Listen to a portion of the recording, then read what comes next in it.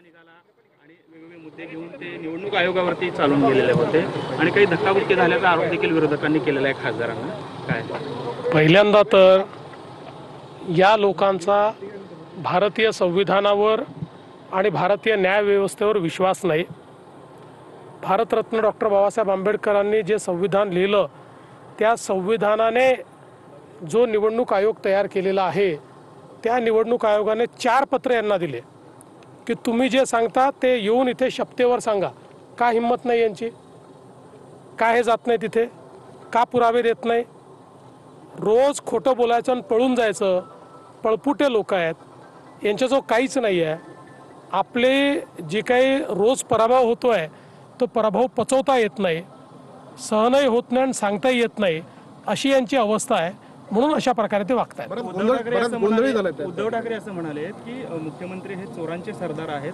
आज त्यांनी वेगवेगळ्या मंत्र्यांच्या विरोधात निदर्शनं राज्यभर केली आणि त्यावेळेस त्यांनी अशी बोचरी टीका केली आपल्यावर। असं आहे की आम्ही लोकांच्या प्रेमाची चोरी करतो, लोकांच्या मनाची चोरी करतो, म्हणून लोक आम्हाला मतदान करतात। आणि त्यांनी जनादेशाची चोरी केली होती, ते जनादेश चोर आहेत आणि म्हणून लोकांनी त्यांना घरी बसवलं। त्याच्यामुळे जनादेश चोरांनी लोकशाहीमध्ये कसं वागायचं हे आम्हाला शिकवावं, यापेक्षा काय दुर्दैव आहे? बरं, ते जनादेश चोर आहेत आणि त्यांचे चेले चपाटे कफन चोर आहेत। ज्यांनी मुंबई महानगरपालिकेमध्ये कोविड घोटाळ्यात कफन खरेदीतही चोरी केली, त्यातही पैसा कमावला। आता कोणाचे सरदार म्हणायचं? उद्धवजींना कफन चोरांचा सरदार म्हणू, पण मला अशी भाषा वापरायला आवडत नाही। महाजन आक्रोश म्हणताय, ते आहे का हा खरं महाजन आक्रोश? हा त्यांचा मन आक्रोश आहे, जन आक्रोश नाही आहे। जनतेला काही घेणं देणं नाही आहे, त्यांचा मन आक्रोश आहे।